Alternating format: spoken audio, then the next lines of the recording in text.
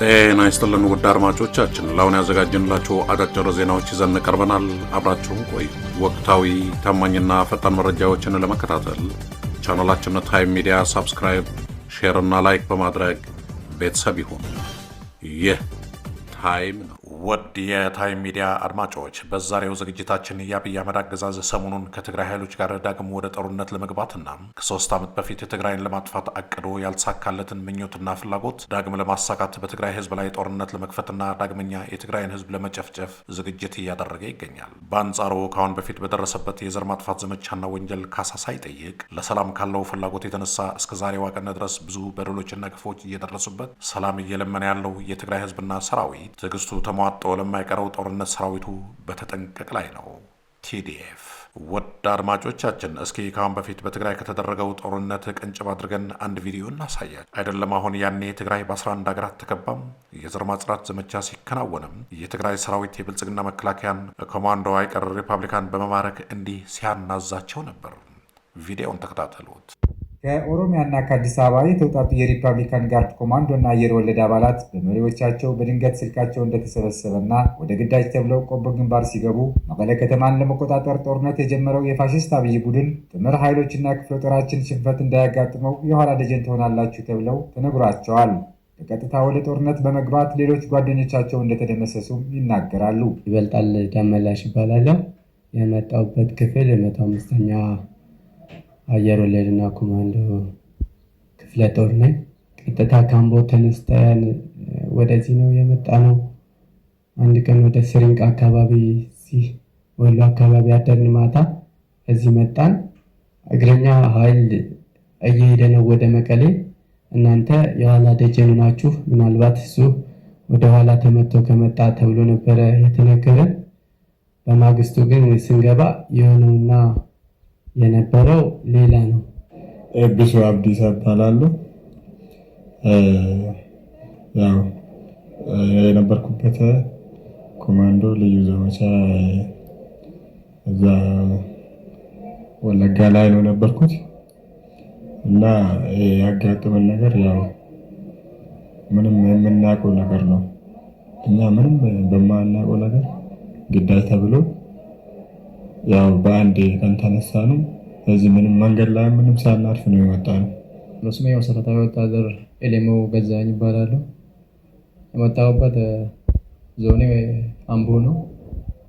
እኔ ወደዚህ ክፍል ስመጣ መጀመሪያ የኮማንዶ አባል ነበርኩ። ባርቢካል ጋር እንጦጦ ላይ ነበርኩ የቆየው። ከዛ ወደዚህ ጋር ልመጣ ስንል ወደ ማታው ስልኩ ተጠረነፈ። ከዛ በኋላ ስልክ ከተረነፉ በኋላ ወደዚህ ወደ ማታ ሲሆን ወደዚህ ጉዞ ጀመር። ወሎ ውስጥ የሆነ ዞብል ተራራ የሚባል አለ፣ ተራራ ውስጥ። ከዛ በኋላ አመራር አስገብቶን አባል እዛ ውስጥ ትቶ አመራር ወደ ኋላ መሸሽ አለ ማለት ነው እዛ ውስጥ። ከዛ በኋላ እኛ አባል በጣም ብዙ የተጎዱ እዛ ውስጥ ቆስሎ የቀሩ ማንም ያላወጣ ማለት ነው። ስንት እዛ የተበላ አለ። በጦርነቱ የሞቱ ጓደኞቻቸው በእጅጉ መደንገጣቸው የሚናገሩት እነዚህ ምርኮኞች ፋሽስት ቡድኑ በአገርና በሕዝብ ላይ ክህደት መፈጸሙን አስረድተዋል። ብዙ ጓደኛችን አጥተናል። ይህ በጣም ያሳዝናል። ምክንያቱም ስንቱ ለእናት የሚሆን አለ፣ ለአባቱ የሚሆን አለ፣ ለራሱም የሚሆን አለ። ይህን ህይወት ሁሉ አጥቷል ማለት ነው። ምንም የማያውቁ ማለት ነው። በጣም ነው ስሜት ተሰማኝ። በጣም ማለት ነው ያለቀ ወታደር ያለቀ ሰው አይቼ እኔ በቃ መግለጫ ያዙ። በቃ እኔ የምናገረው ስሜቱ ራሱ አይናገረኝም።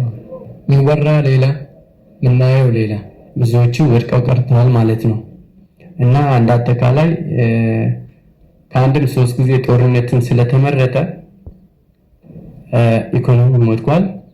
ኢትዮጵያ የምትባል ሀገር እየፈራረሰች ነው ያለችው። የትግራይ ሰራዊት በጦርነት ድል እየተቀዳጀ እንደሚገኝ የዚህ መሰረታዊ ምክንያት ደግሞ የትግራይ ህዝብ የሚያካሄደው ጦርነት የህልውና ጦርነት በመሆን ነው ብለዋል ምርኮኞቹ አያይዘው። የምርኮኛ አያያዝን በተመለከተ በፋሽስት ቡድን እየተነዛ ያለው የሐሰት ፕሮፓጋንዳም ትክክል እንዳልሆነ ተናግረዋል።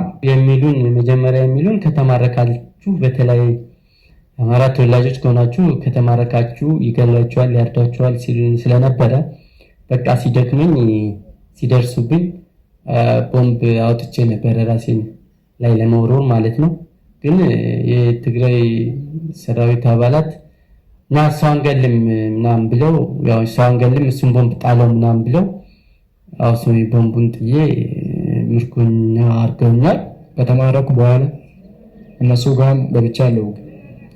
አንድ የተጎዳ አንድ ፍንጣሬ ያገኘው ሰራዊት የለም ማለት የሚማረከው የኛ የሚሞተው የኛ እኔ የምለው ይሄ ነው።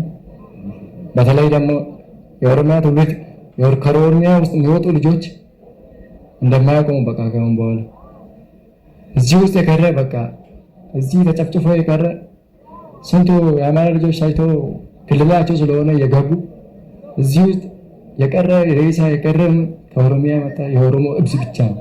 እናም አሁንም ይህ የትላንቱ የአብይ አህመድ ውርደትና ሽንፈት ተወርቶ ሳያልቅ አሁንም የጦርነት ዛሬ ያለው አብይ አህመድ በሰው ሀገር የብድር ቴክኖሎጂ ተማምኖ ወደ ትግራይ ፊቱ አዙረዋል። እንግዲህ መንገዱን ጨርቅ ያርግልህ ከማለት ውጭ ምንም አይባልም። የትግራይ ህዝብና ሰራዊት ጥያቄ የትግራይ ሉዓላዊ ግዛቶች ይመለሱ፣ የተፈናቀለው ህዝባችን ወደ ቀዬውና ቦታው ይመለስ በማለቱ ብቻ በእነ አብይ አህመድ መንደር ትግራይ ጦርነት ፈላጊ፣ ትግራይ ተንኳሽ ተላላኪ በማለት በጣም አስገራሚና አሳዛኝ መልስ ሲሰጡ ይደመጣል። ዳሩ ግን ዛሬ ትላንት አይደለም።